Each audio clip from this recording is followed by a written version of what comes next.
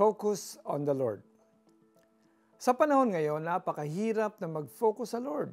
Scrolling endlessly sa social media, streaming platforms na hindi maubos-ubos ang magagandang palabas, mga video games na kumakain ng oras mo, halos wala ka nang magawa.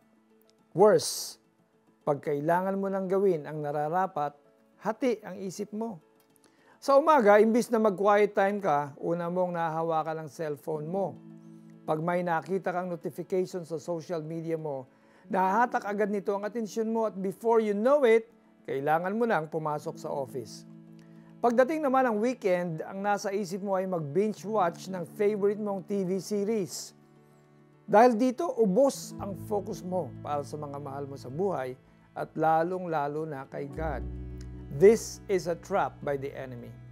Pagkatapos mong makaligtaan ang time mo with God, you feel guilty, leading you to procrastinate on the very things that you need to do. It becomes a vicious cycle. You need to stop.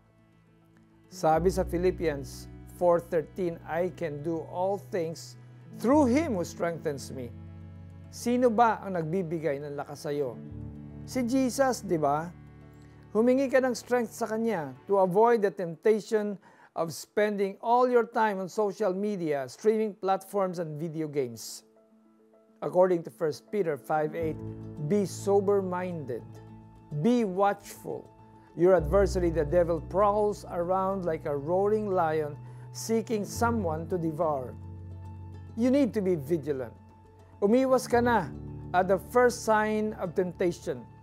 Be conscious sa pag-iwas, and you will be successful. Lastly, ito ang advice ng Proverbs 16:3. Commit your work to the Lord and your plans will be established. Make a plan to stop these habits. Ipagkatiwala mo ito kay God. Ask the Holy Spirit to help you to be disciplined and committed to putting God first. Let's pray.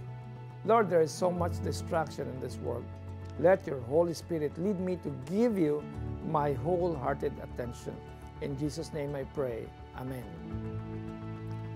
Write in your prayer list the distractions that trap your attention every day. Pray that God will help you conquer them.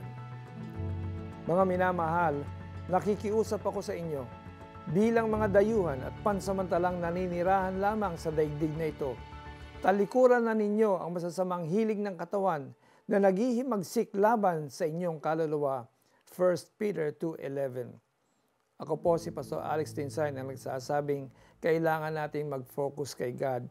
Kasi kung hindi po tayo nakafocus sa Kanya, magulo ang ating buhay.